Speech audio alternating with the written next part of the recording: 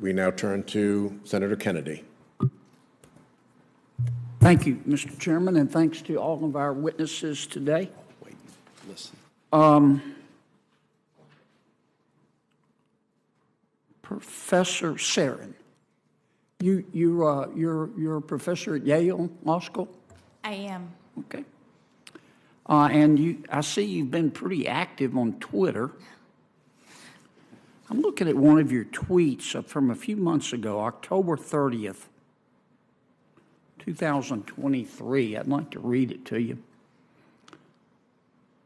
The House Republican stance is, I kid you not, support for Israel as long as we make it easier for people to cheat on their taxes. End quote. Did you tweet that? That's correct, yes. Okay. How many Republican congressmen or women did you talk to before you made that statement? I was reacting to the fact that, and we've talked about it actually. Yes, so ma'am, far but in this. first, if you could, how many Republican congresswomen or congressmen did you talk to? I didn't talk to them. I actually was just reacting to the legislation that was proposed. You didn't talk to any of them? No, sir.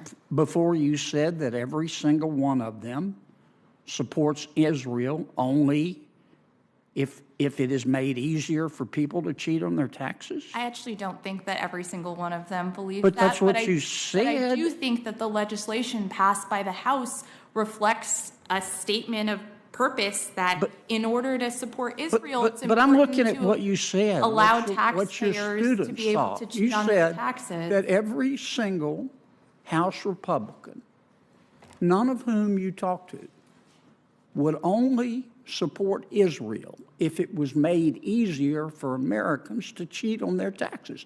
Now, you said that, and you didn't talk to any of them. Senator Kennedy, Didn't. I am struck by, and perhaps this is something on which we agree, that it is incredibly important to support Israel. It is also incredibly important to make sure that taxpayers at the top of the institution we agree on pay their Israel, fair but I share. just can't believe you would say this about members of Congress. It's pretty pejorative, vicious. Let me finish. Without talking to them. I mean, would it be possible for somebody to support a reduction to the IRS budget because they simply believe the federal government ought to have a balanced budget? Would that be a fair position?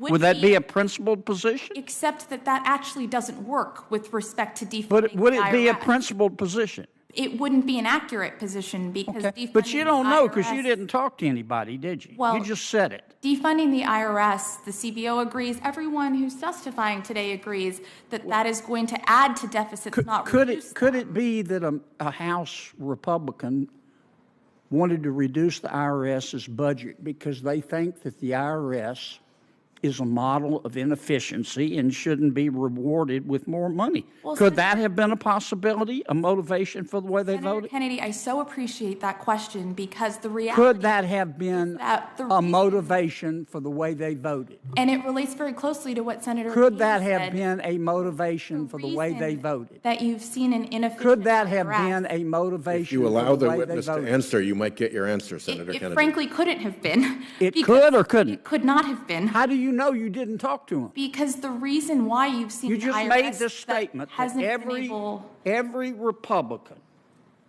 in the House supports Israel only if it has been made easier for people to cheat on their taxes.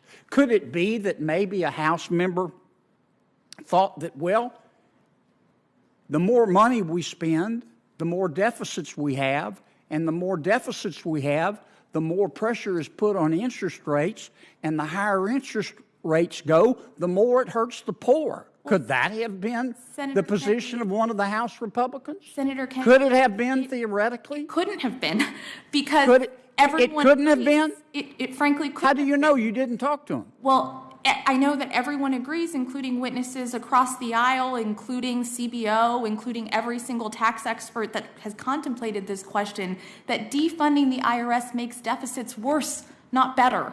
And so this is a deficit I just find it, measure. Professor, appalling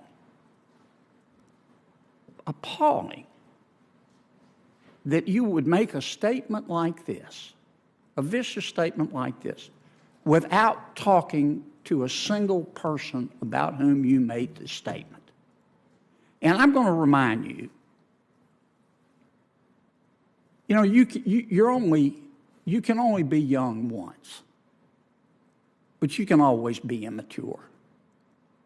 And you ought to think about that. Thank you, Senator. Thank you. Let me just say that I think that the treatment of witnesses is beginning to degrade a bit here. And I'm going to strike some commentary if it continues down this road. I think personal insults to witnesses are not appropriate, and I will not be tolerant of that in this committee. Well, could I respond, Mr. Chairman? You're going to fire away. I think you just called a you're going to do what you got to do, immature. but I'm going to continue to use my time. You bring witnesses as you're entitled to, and some of them are very good. Some of them have the credibility of Michael Avenatti, and I'm going to use my time when I think it's appropriate to test. I'm going to use my authority as chairman to test as I think credibility, it is appropriate witnesses' as well, credibility. in So order you to do keep what you order got to do, and I'm going to do what I got to do. Good behavior in But a if that Senate is meant committee. to bully me, you're talking No to attempt the to wrong bully guy. you. Okay. No attempt to bully you, none at all. It's to keep the witness and the committee free of bullying. I'm entitled to test their credibility, and I think one of our witnesses just got tested. I hope I passed, Senator. Thank you. You didn't.